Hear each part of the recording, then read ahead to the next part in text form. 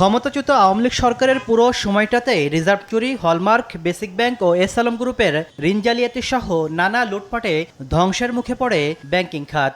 এসব জালিয়াতির ঘটনায় কেন্দ্রীয় ব্যাংকের সাবেক গভর্নর সহ ঊর্ধ্বতন কর্মকর্তাদের জড়িত থাকার অভিযোগ রয়েছে দুর্নীতি দমন কমিশনের কাছে। ২৪-এর ৫ আগস্টের পর এই দুর্নীতির অনুসন্ধানে নামে দুদক। একক গ্রাহকের ঋণসীমা লঙ্ঘন করে অতিরিক্ত অর্থ ছাড়, এস আলমের নিয়ন্ত্রণাধীন ব্যাংকগুলোকে টাকা ছাপিয়ে নগদ সহায়তা এবং বিশেষ আর্থিক প্রণোদনার নামে বেআইনি ঋণ সুবিধা সহ নানা দুর্নীতির প্রাথমিক তথ্য পায় সংস্থাটি।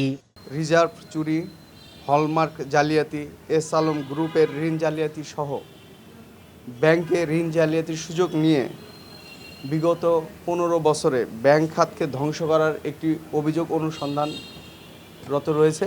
লাইফবয় কিনে কল দাও টোল ফ্রি নম্বরে আর এক নিঃশ্বাসে গোল বলে জিতে নাও ফিফা বিশ্বকাপ ২০২৬-এর এক্সক্লুসিভ পুরস্কার। এবার রিজার্ভ চুরির নথিসহ ২০১০ থেকে ২০২৪ সাল পর্যন্ত বাংলাদেশ ব্যাংকের সব ধরনের নীতিগত ও ঋণ সংক্রান্ত নথি তলব করেছে দুদক। বাংলাদেশ ব্যাংকের গভর্নর বরাবর প্রেরণ করা হয়েছে। যেসব তথ্য পেয়েছেন সেগুলো যাচাই বাছাই করবেন, মিলিয়ে দেখবেন উনি যা চেয়েছেন তা পেয়েছেন কিনা।